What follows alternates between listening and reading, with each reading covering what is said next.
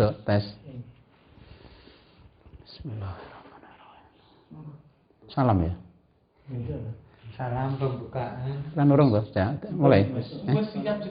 Siap. Balene ya. Oh, dia ya.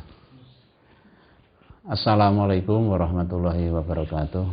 Waalaikumsalam warahmatullahi wabarakatuh. Terima kasih pada malam hari yang berbahagia ini. Izinkan kami bertanya pada Ki Ageng yang pertanyaan yang sebetulnya lama ingin diungkapkan, mumpung ingat, yaitu berkaitan dalam hal sholat, yaitu mohon bimbingannya ketika waktu sholat, arah bacaan sholat itu sebaiknya bagaimana, mohon penjelasannya Ki Ageng.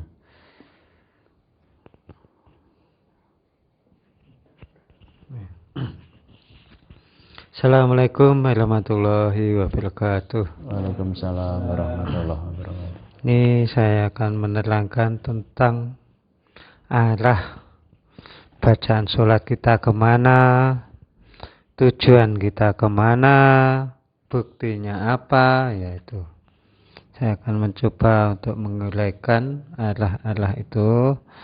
Ya, mudah-mudahan bisa bermanfaat lah. Terutama bermanfaat pada tim Dai Nusantara dan umumnya kepada khalayak ramai di seluruh rakyat Indonesia.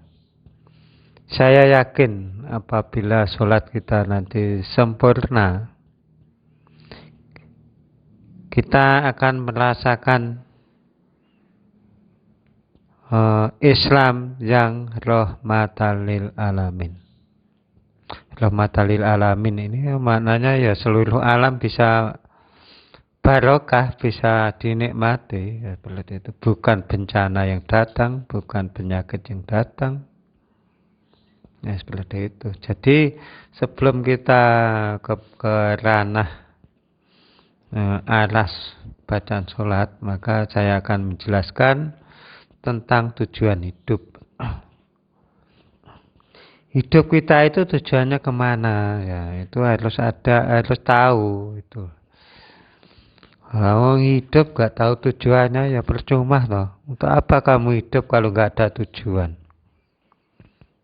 Tujuan hidup itu harus dipelajari, harus tahu ilmunya hidup, ilmu tujuan hidup itu harus paham dan meyakini. Nah, seperti itu. Kalau kita adalah tujuan hidup aja nggak tahu, kira-kira begini itu aja sudah nggak yakin kalau sampai ke tujuan. Seperti itu. Jadi hidup itu harus ada tujuan. Seperti itu. Begitu juga sholat. Sholat itu harus ada tujuan, ada bukti, ada kesaksian, juga ada manfaatnya itu. Jadi sholat kita ada tujuan, harus ada manfaatnya. Saya sering melihat itu sholat itu kalau bisa sholat yang bermanfaat atau bermutu, berkualitas, seperti itu. Ibaratnya kita menanam padi lah garis besarnya. Kalau kita menanam padi saja nggak tahu ilmunya, bagaimana kita bisa mendapatkan padi yang bermutu? Gitu. Ya ilmunya padi saja nggak tahu loh. Menanam padi ya jelas nggak mendapatkan hasil, nggak bisa maksimal. Itu. Ya seperti itu. Harus ada arahnya. Kira-kira padi ini membutuhkan apa? Pemupukannya bagaimana? Pengairannya bagaimana? Itu harus sinkron dengan pertumbuhan padi itu sendiri gitu. Jadi kita harus paham seperti itu. Begitu juga kita sholat. Sholat pun kalau kita nggak tahu arah kemana sholat kita, kemana bacaan kita, kemana angan-angan kita, ada hasil apa enggak gitu. Nah, itu. Kalau ada hasil, itu saya pastikan orang itu ada wibawanya. Wibawa dari hasil kekhusyuan tadi. Jadi bekerja harus ada hasil. Bekerja kalau kira-kira saya yakin tidak akan ada hasil. Saya pastikan seperti itu. Karena apa? Menggunakan ilmu kira-kira itu. Kok hidup kok menggunakan ilmu kira-kira itu? Ya, ini yang tidak boleh. Kita harus benar-benar paham. Kita harus benar-benar paham kita menghadap siapa, bacaannya apa, tujuannya apa, itu harus kita paham. Nah, ini saya akan menjelaskan tentang arah dan tujuan bacaan sholat dari pertanyaan tim Dai Nusantara. Saya akan menjawab sebaik-baiknya. Sebelum saya menjawab, mohon dukungannya pada khalayak ramai.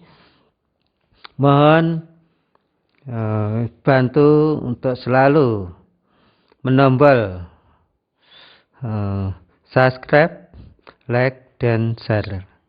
Mudah-mudahan dengan dukungan kalian semua, mudah-mudahan mendapat semangat kami untuk membangun umat Islam yang murni tanpa ada embel-embel sejenis yang menyesatkan, yang tidak paham asal-usul ini. Jadi saya akan mencoba menguraikan arah sholat.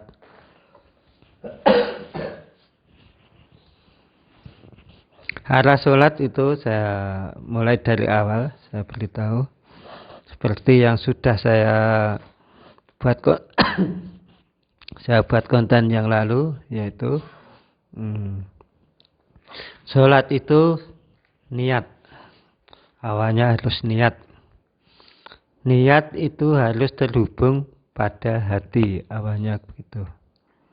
Apabila kita niat pandangan kita ke depan, maka niat kita tidak akan menuju pada satu titik atau satu tujuan. Kalau pandangan kita ke depan, kalau kita niat kita aja sudah ke depan, ini maknanya unsur duniawi, sudah jelas. Karena itu menyangkut pikiran, yaitu. Jadi kalau kita nanti sholat kita ini tujuannya ke hati, dari bacaan itu langsung ke hati, ucapan ke hati, mengartikan melalui kebesaran hati, insya Allah itu yang pasti. Itu akan membawa kesan atau hasil sholat kita akan ada. Itu. Baru niat saja pandangan kita ke depan loh. Ke depan itu sudah jelas duniawi. Karena itu ada terfokus pada otak atau pikiran. Begitu juga kalau bacaan kita nanti langsung fokus pada hati yang paling dalam. Maka semua godaan atau bayang-bayang akan lenyap dari pandangan kita. Saya pastikan. Dan itu pasti ada kodenya. Gitu. Kode pandangan ke hati itu adalah satu jenis. Bukan banyak jenis. Bukan banyak warna. Tapi satu warna.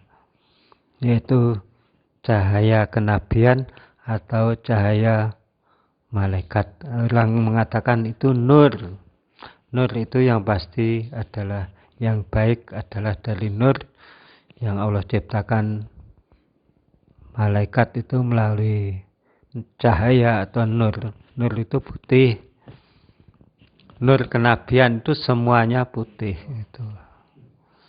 Jadi kalau kita sholat kita fokus pada hati dan terkesan ada hasil, maka hati kamu akan terpancar cahaya putih dari dalam jiwa yang paling dalam. Dan siapapun yang sudah mencapai tingkat kesempurnaan itu dari ucapan, bacaan menuju ke hati, itu sudah jelas. Tidak ada godaan. Apabila benar-benar ingin belajar dan ingin tahu ke tim Dai Nusantara, saya mohon untuk menghubungi pada tim Dai Nusantara untuk menerangkan, untuk membuktikan bahwa sholat yang benar itu harus khusyuk dan tawaduk. Yang jauh dari godaan-godaan, bayang-bayang yang ada di luar sana. Jadi saya pastikan sholat itu adalah khusyuk dan tawaduk.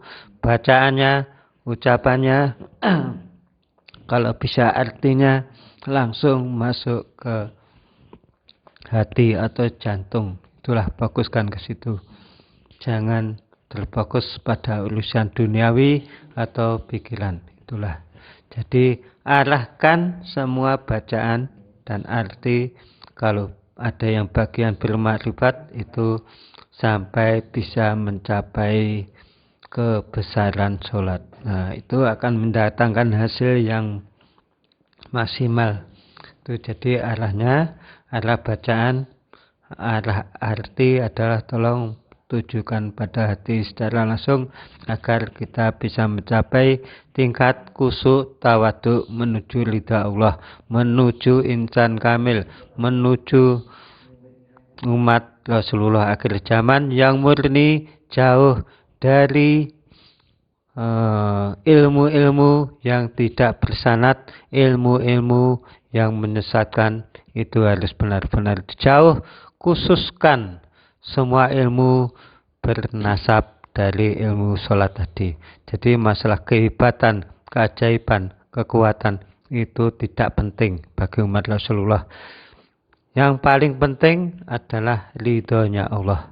Apabila ridhonya Allah itu sampai, sholat kita sampai pada ridhonya Allah, maka keajaiban, kekuatan, kehebatan itu akan datang dengan sendirinya tanpa harus kita memanggil makhluk gaib, tanpa harus kita memanggil kodam, tanpa harus kita memanggil sebangsa siluman. Maka dari itu, itulah cermin Islam yang sejati, Islam yang murni, Islam yang tanpa embel-embel yang pernah dimiliki Rasulullah. Itulah yang dari kami, penjelasan kami mudah-mudahan bermanfaat untuk seluruh umat Islam, khususnya Nusantara, umumnya untuk seluruh umat Islam di dunia.